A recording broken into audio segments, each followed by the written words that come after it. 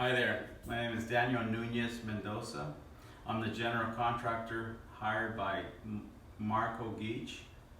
We're at Unit 207, Building 9. License number 831326. I'm going to go over some of the stuff we did in here and why we did a certain way. It was a must. I'm going to start on this wall where we ended up cheating a lot of the cabinetry, and the doors have some adjustments. So as a professional may come here and notice a few things that non-professional people would, but I'm going to point them out.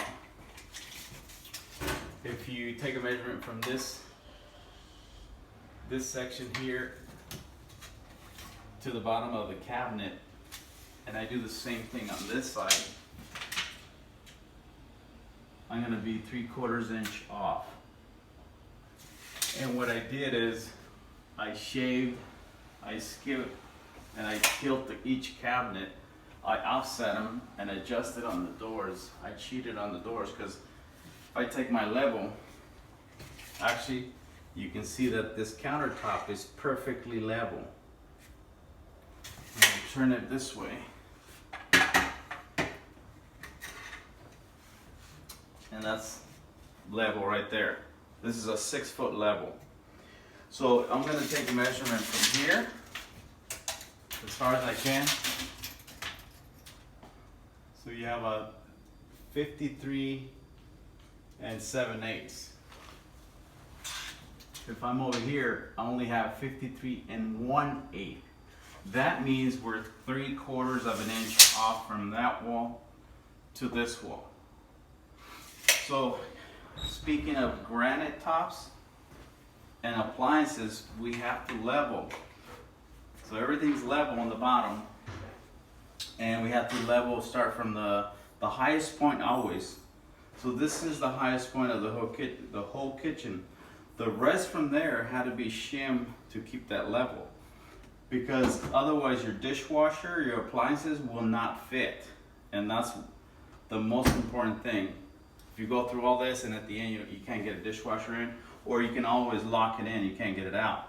In this case, the stove here, you always want to do level, because you meet the stove next to the granite maybe 1/8 inch higher on each side, and that would be even. Otherwise your stove would be tilting to one side. If you put my level here, that would be level, and you can kind of see it. Other thing we did is you can kind of, I can show you where the difference is. If you see my backsplash, since I started full tiles, you got, the difference is in here. By the time you get over there, you got like 3/4 of an inch piece when you started with the quarter, small little piece on this side. And then meaning that this section here on the floor, that had to be level this way, because now we have two different sections. This is the little pantry in here, and this is the the refrigerator with the panel. The main thing here is the panel. When you pull your refrigerator out, as you can see, it's really tight, because every refrigerator, when they're brand new, they're bulged a little bit.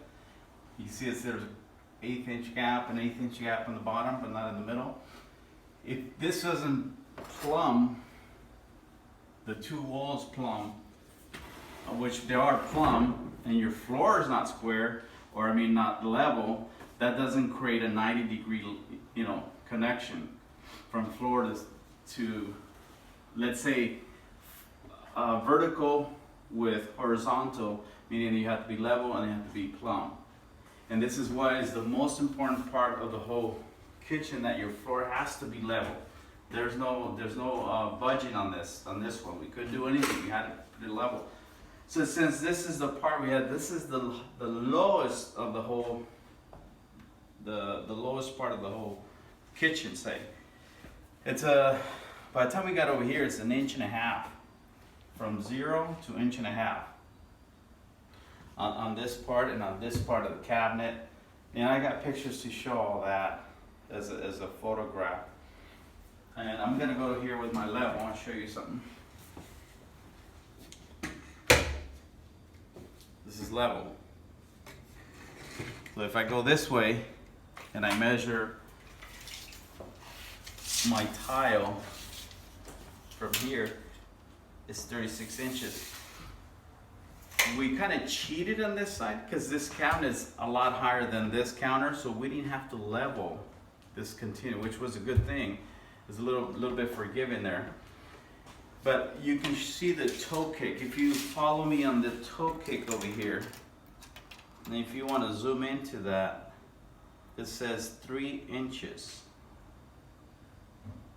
And this cabinet sits to the floor.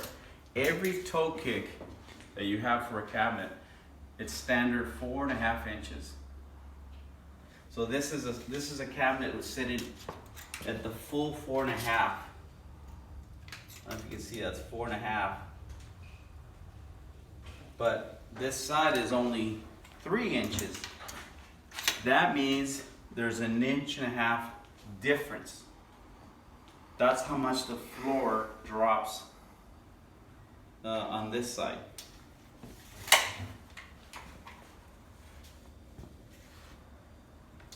And that became a little bit of a tweak. If you can see, some of my crown molding is not matching exact, like perfect, which that's something, you know, the customer had to sacrifice because of the building not being level anymore, bad structural, or something's happening with the building. So that's something he has to sacrifice and, you know, mediate in the middle. Keep it semi looking good but not perfect. Let's put it that way. On this side, I'm gonna put the level on the floor. At the end, the rule was to bring the refrigerator even, you know, in here so it stays level. I want to just comment on the refrigerator. Refrigerators can be tilted back to front, like tilt, but they cannot be adjusted the left to right. So we're stuck with that. We have to have a level area next to a plumb. Now, we're only one tile over. Then from here, there's only 5 inches from the end of the baseboard. That typically we had to stop here, but that would create that, you know, 1.5 inches of just mortar, plus the thin set, plus the tile. So we're looking at over 2 inches in here, on this part right in here, right on this tile, on this grout joint. From here on, what I did is I taper this tile 1/2 inch low going downward, so by the time we meet up on the carpet, it's not as thick. We have to do a self-leveling throughout, which is a lot. Out of, you know, 28 years doing this, this is one of the worst floors I've seen that they drop that much, 1.5 inches within. Wow, what is this? This is only not even 10 feet. We're already at over 1.5 inches, which is a lot more than any tolerance. Tolerance for a construction, it's 3/16 for 10 feet. So 10 feet, you can have a little bit of 3/16 off, but with the long straight, but nobody can really tell or feel. But in this, you can walk on here before you could feel it. So you're going downhill and then you're going up again. So this was my best way to fix it, to make it look aesthetically looking good and make the job look a lot better, since we're connecting. Now we have that floor and this floor. And that's the same thing when we started this floor. It goes all the way to the door with 0 thin set from there, and it comes out again like 1.25 inches, or so, and then it goes back. As you can see on the edge here, you know, this is the high spot, and you see this, like, that could be passable. You feather that back down, carpet goes in, it's perfect. It won't feel as a big ramp. In this case, we have to ramp it up.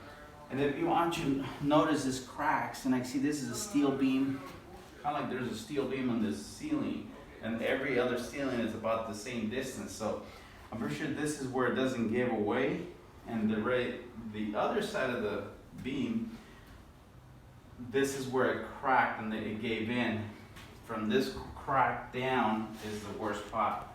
Just within 2 feet, we have, let me show you with my level here.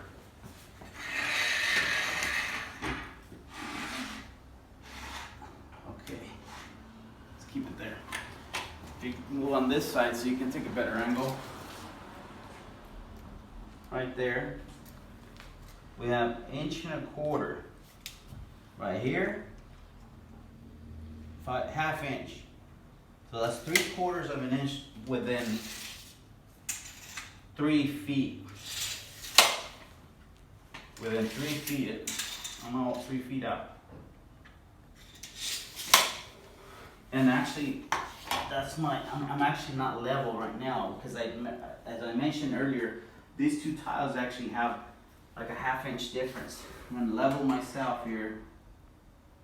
You know, it's got a 3/8 difference. That'll bring that even worse. So this would be 1.5 inches,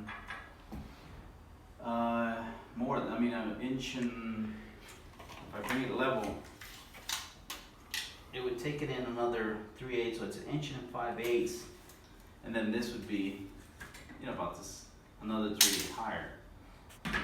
So this is where we're at. One more thing I want to mention. Let me move this chair.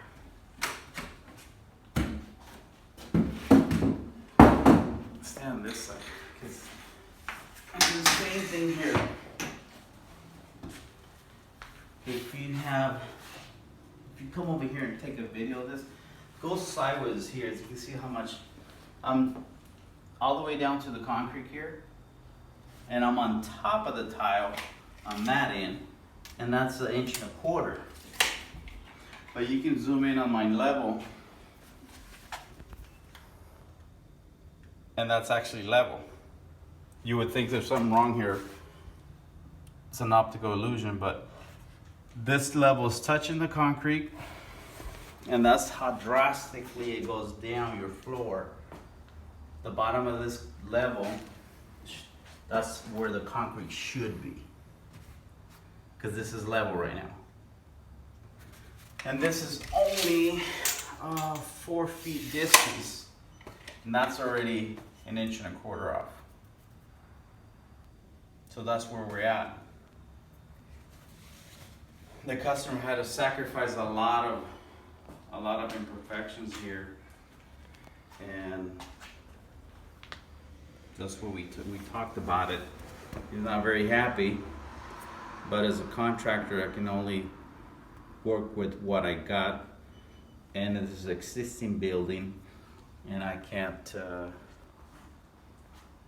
fix it beyond this point. I can make it look good, that's about it. So I hope that helps a lot, why we did it, how we did it. And that would take us to better explanation. And if there's questions that arise from that, I'm happy to answer any questions. All right, thank you.